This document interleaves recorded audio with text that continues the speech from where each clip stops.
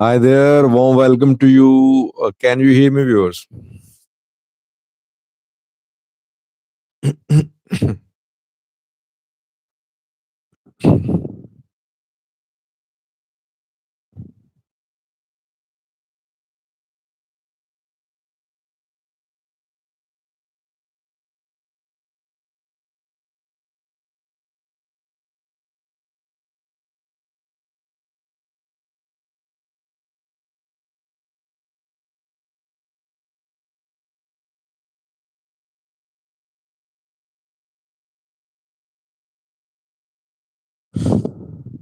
Thank you, Med Abduali, for confirming the quality of the audio.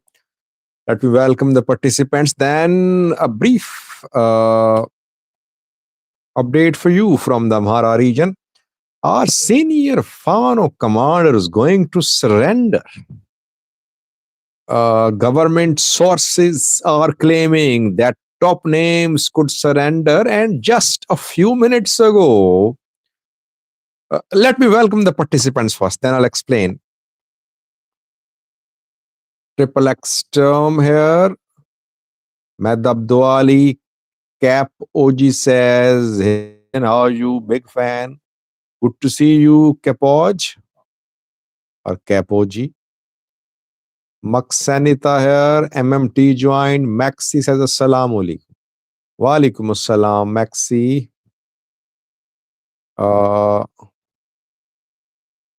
Hen Penton here says, Shalom. Good to see you, Hen Penton. Peace and Love join. Welcome, Peace and Love. Peace and Love is a member too. Special welcome to you, Peace and Love. Good to see you. Elijah Kano says, it seems according to PP mouthpiece, get that Alamao, though it has been 5 hours since it's announced the news without details. Still waiting for him. FBG in here.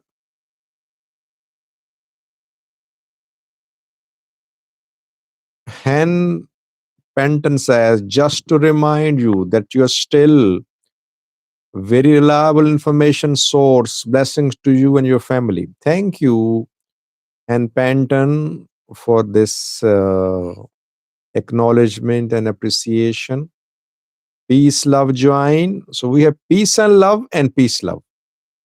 Two similar members' names. Welcome, peace, love. Eden Farming join. Welcome, Eden. Lilo here. Eden Gaming, rather. Nijash Muhammad here. Welcome, Nijash. Safi Walina says, I doubt that Skanda will surrender. Mangisto Katilla here. Mangisto says, how long we allowed to you damage our country? We have to stop at some point. You can stop. Hassan Ibrahim here. We have Rome Bio. Welcome, Rome Bio.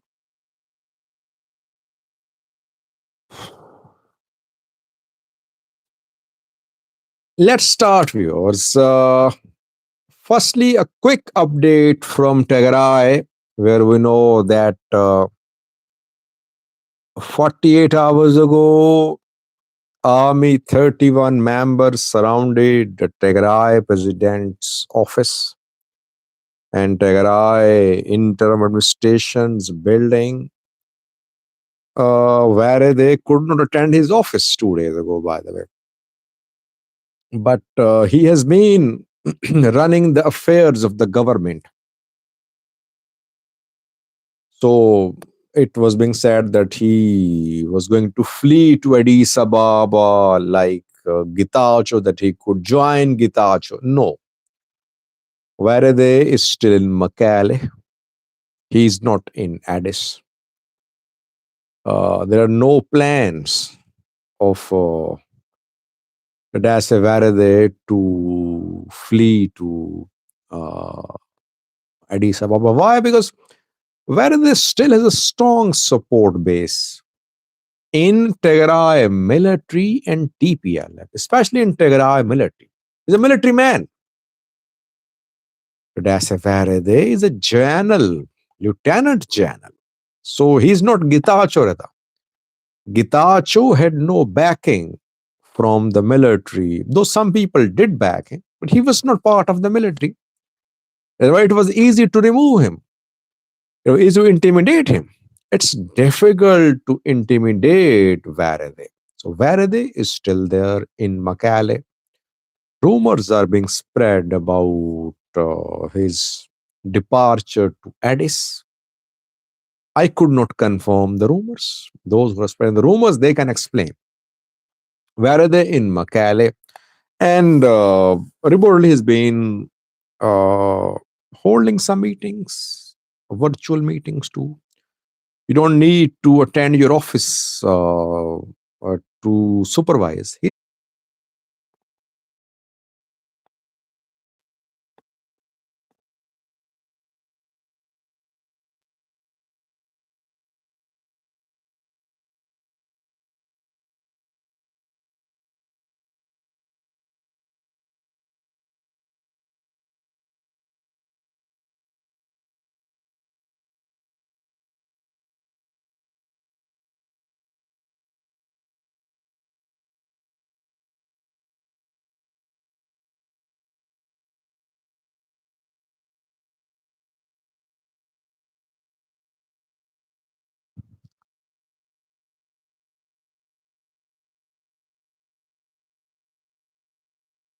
I am back, viewers. Internet quality is not good today.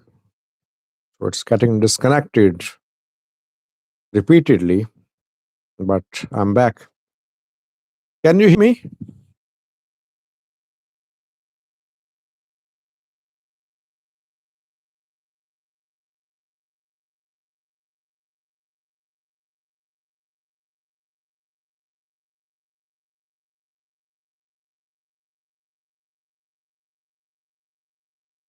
Kinche Samara is saying, Mr. Sajid, you should deeply study in Ethiopian history and politics before talking on it. Well, I am not a professor of history, but those who have studied Ethiopian history and Ethiopian politics, you know what they are doing. I just share my understanding of the current situation with you, my understanding of today's situation of Ethiopia. Those who are masters of history, I think they are creating more conflicts and divisions than actually learning something from it.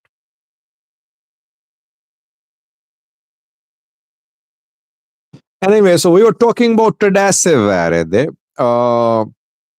Varede is in Makale, according to what I have confirmed. He is there. He is refusing to be intimidated. He has his security guards with him. He has uh, men in military who support him. So Varade cannot be intimidated. He cannot be thrown out of presidential office. And that's what happened. I think TPLF and Tigray military, they just wanted to teach Varade a lesson. They wanted to tell him that you cannot make a decision unilaterally. You should take everyone on board. So message has been delivered through Army 31. Army 31, I think soldiers might be back. Issue has been solved, purpose served. Skandar says, why don't you stick to the topic of the day? Well, I think people should know the update about Tigray too. They've been asking questions about the situation in Tigray. Just wait for a few minutes. I'll explain about Fano Commanders to Skandar.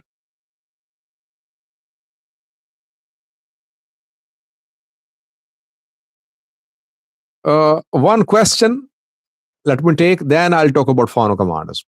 Yusuf Anwar says, do you think the call with Marco Rubio was linked to the Nile Egypt deal? Well, I think when leaders contact, when presidents, prime ministers, secretary of state, foreign ministers contact each other on phone, there is something special which needs a discussion, a warning, an offer, a special message, an order, a commitment, whatever the topic is. Now, Kinchi summarize again, writing the same comment, is asking me to study Ethiopian history, Ethiopian politics before talking on it.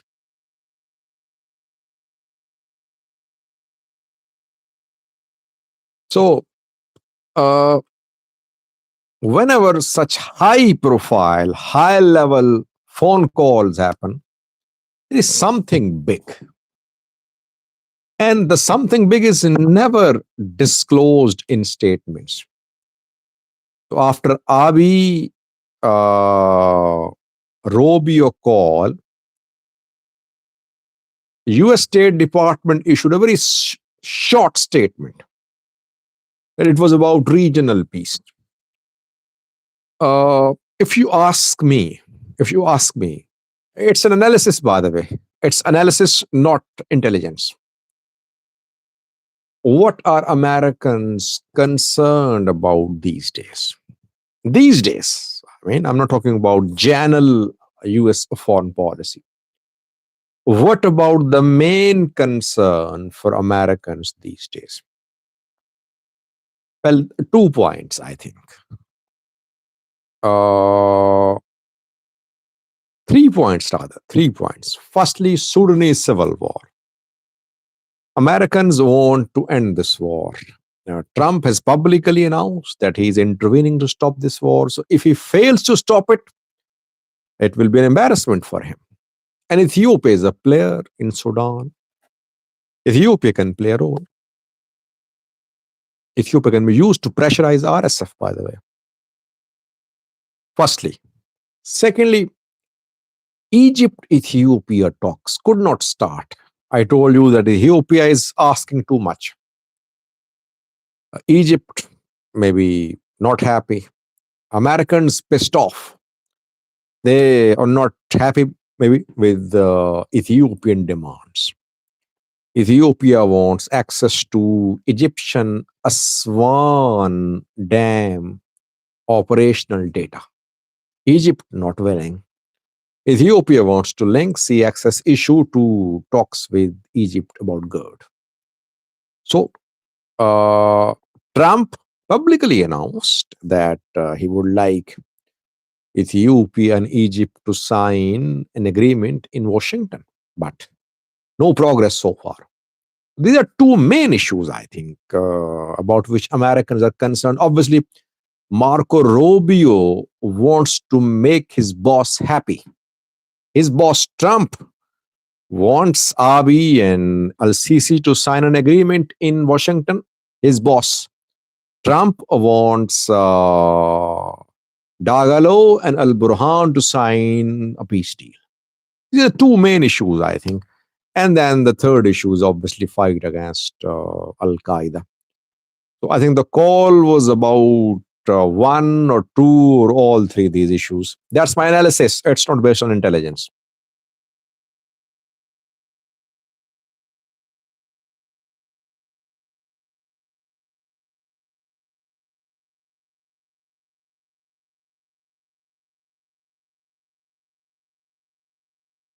Let's talk about the topic, Fano Commanders, because people say that you are being diverted. Some people have been waiting for the topic to be covered. Let me speak about